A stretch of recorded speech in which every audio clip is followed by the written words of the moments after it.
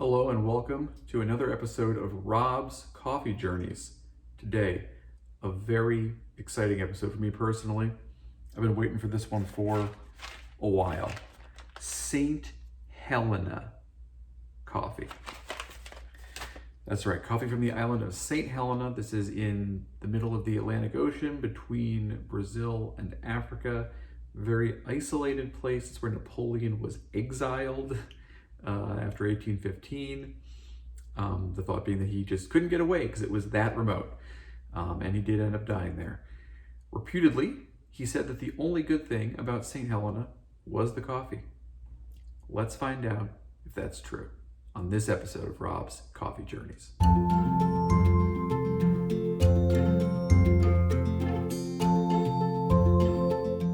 So once again, this is from Paradise Coffee, based out of Minneapolis, Minnesota. This is from their Rare Coffees subscription. And honestly, one of the main reasons why I signed up for their Rare Coffee subscription in the first place was that I saw that they were offering the potential that you would eventually receive coffee from St. Helena. I would consider myself something of a collector. That might be a bit of an understatement. But one thing that I find particularly enjoyable about coffee is trying the many different origins, places where coffee can be grown and harvested. And St. Helena was definitely an outlier as far as how rare it is that you can get coffee from there, how kind of just remote a place that it is, how uncommon it is to hear of coffee being grown there, any of that. So I was very excited at the prospect, and here it is. It arrived after my birthday, not quite in time, but that's all right. They didn't know. Now this is only 2 ounces of coffee in here, which is not especially surprising. I don't think that there's a very big harvest out of St. Helena. It's not a big place. 2 ounces, basically enough to make 1 pot of Chemex, but I'm actually going to do this as kind of 3 medium-sized pour-overs for myself, just to try to kind of maximize my exposure to it, because that won't happen too many more times. Once a year if I'm lucky.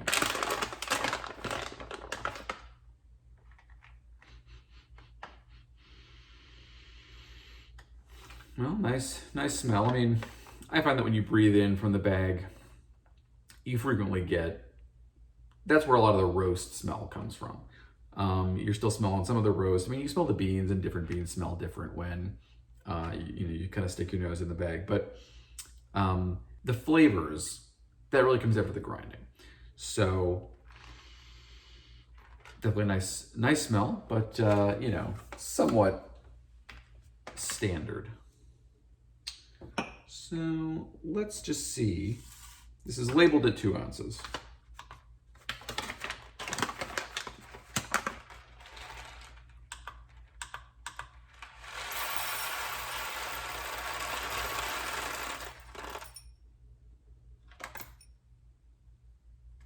All right.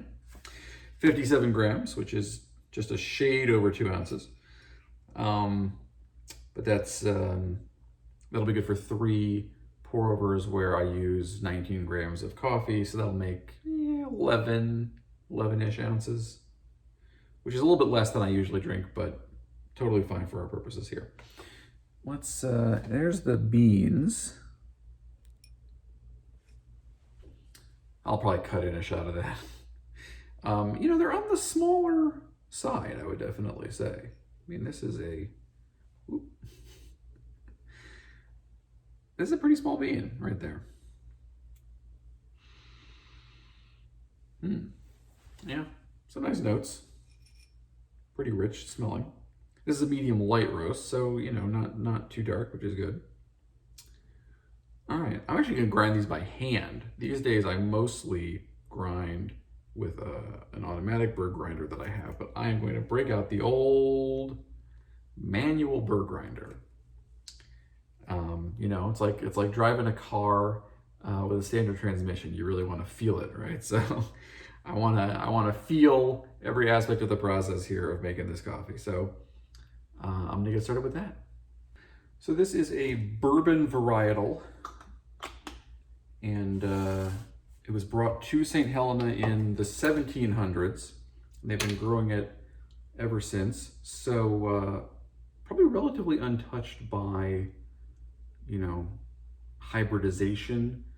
So you're probably getting pretty close to the same kind of coffee that Napoleon, say, would have drunk in, 1820, which is kind of fun from a historical standpoint. But let's see how this grinds.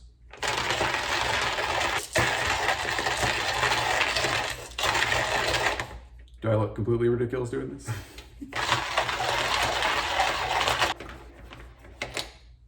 All right. So come out with, there you go, that much. Just enough. Now I make this in a pour over designed mug that does have a mesh filter, but I also use a paper filter because the first time I tried making it with the mesh, I found that you get a lot of sediment, which I'm not really a fan of.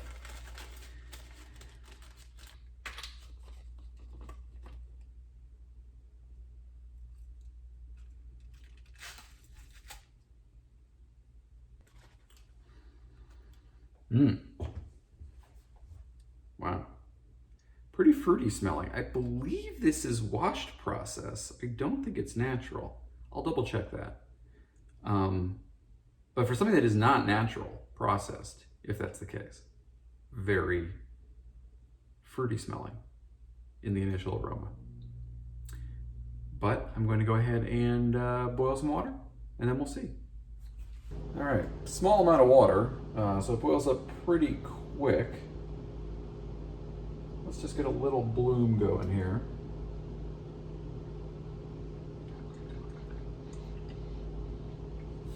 Wow. Almost like a smell of like peanuts, like roasted peanuts in that aroma.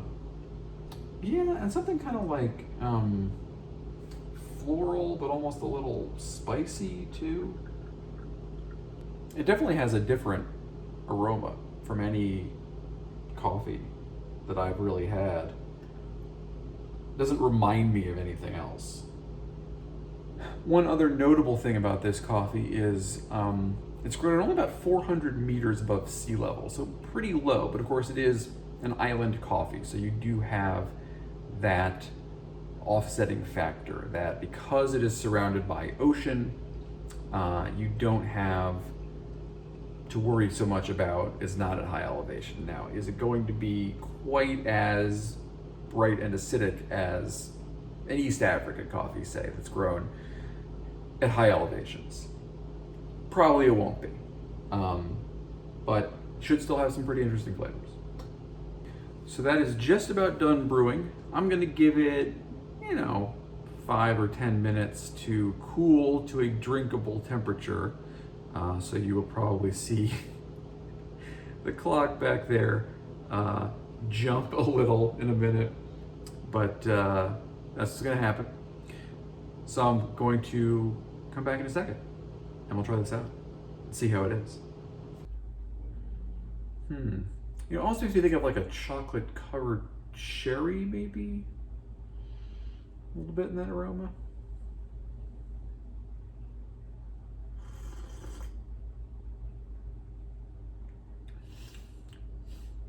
Yeah.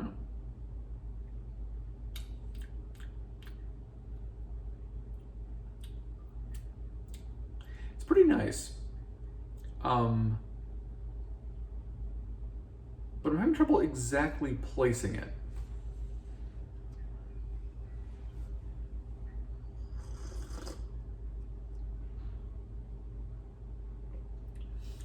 Still on the warmer side. Definitely kind of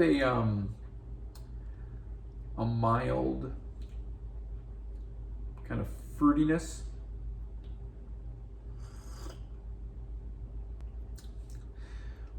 A little bit of like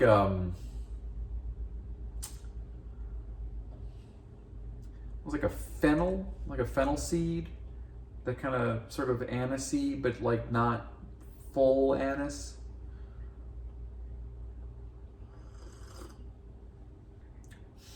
Wow.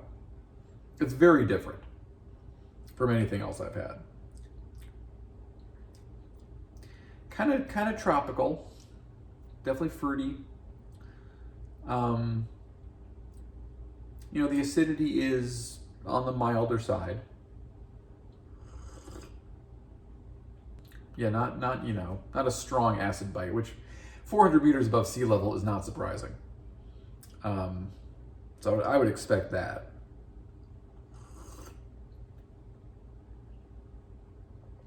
So the tasting notes on the bag were red currant, tropical fruit, peach, and plumeria, or plumeria. Not sure how to say it, but that's a flower. And you know, I don't have a lot of sense for what either plumeria or red currant tastes like. A little bit of sense for red currant, but we don't have those a lot here in the U.S.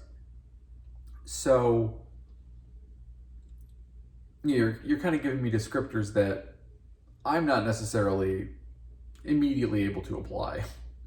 But that might partly explain the difficulty that I'm having in describing what exactly I'm tasting, because it is so clearly different from really anything else that I've had. But picking out kind of exacting tasting notes is proving a little trickier.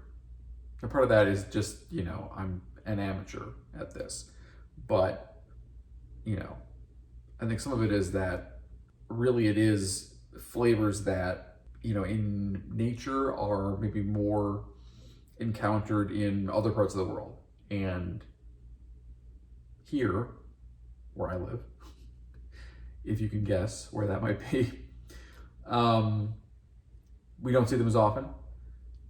And so when flavonoids that resemble them come up, it's harder to put a name to them.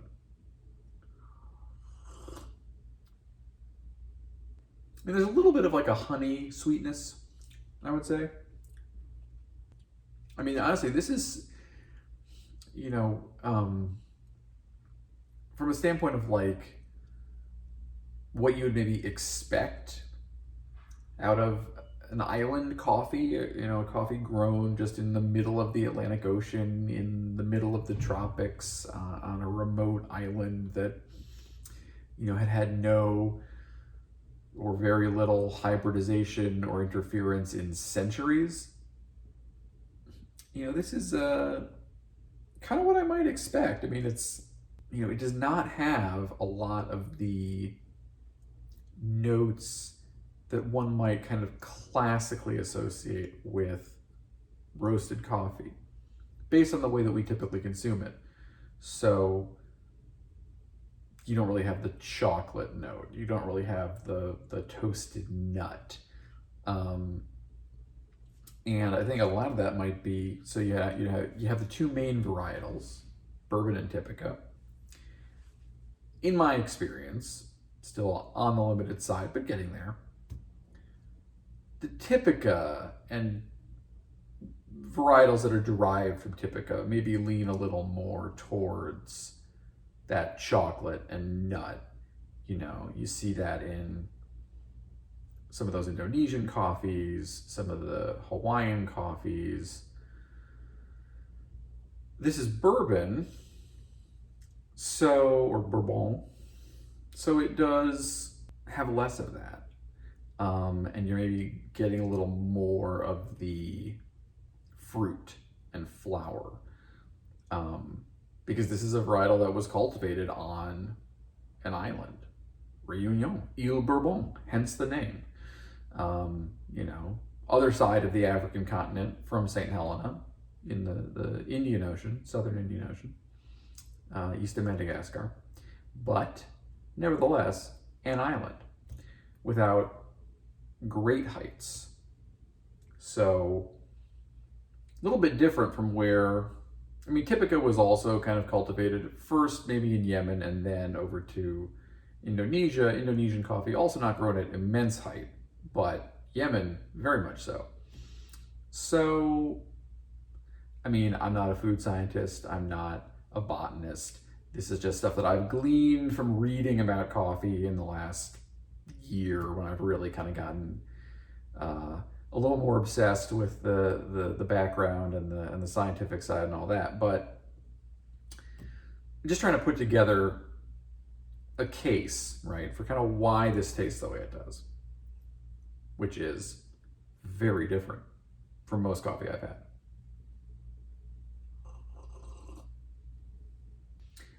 But recognizably Arabica, because I've certainly had non-Arabica coffees that have tasted very different from most coffees that I've had.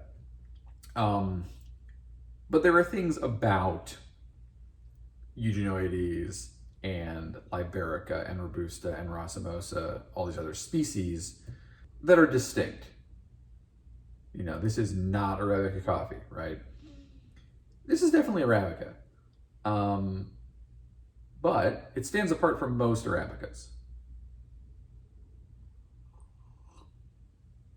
I mean, bottom line is, it really is just a nice, light, delicate cup of coffee, which I've come to really enjoy. I mean, when I first got into coffee, I love the roasty flavors as much as anybody else. And I feel like I've almost trained myself out of that. I've come to kind of enjoy lighter and lighter roasts and, really enjoy a variety of flavors, enjoy more the fruit and the floral notes, more so than just kind of the chocolate toasted nut, the kind of the base roasty sort of profile. And this, this is not something I would necessarily have imagined myself liking very much 4 years ago. But this is the kind of coffee that, I mean, could you put a little milk in here, a little cream? Would that bloom the flavor out a little bit? I guess maybe you could. You put milk in tea, and this is kind of delicate like a tea, but this is really the kind of coffee where it's just like, it's almost offensive to me to adulterate this, to not drink it black. That's probably a little strong, but coffees like this, and this will probably make me sound like a snob, and that's fine. Coffees like this, I mean, I drink all coffee black at this point, unless it's like not good coffee and I just need it, in which case, fine, throw some cream in there just to, kind of get me through it. But anything that is good, which is the vast majority of the coffee I consume these days, I drink black. But in particular, this is a coffee that I think should be consumed black. Because, first of all, black for this coffee is not black for, French roast or Vienna roast, right? I mean, this is, you might tell, I mean, this is not, it's not even, it's not black, right? It is a medium brown almost. It's not this darkly roasted, charcoal cup of coffee. It is a medium light roast. It is a delicate cup of coffee. And so to me, putting anything else in it is really just a waste. If you were going to the trouble of seeking out something like this, drink black.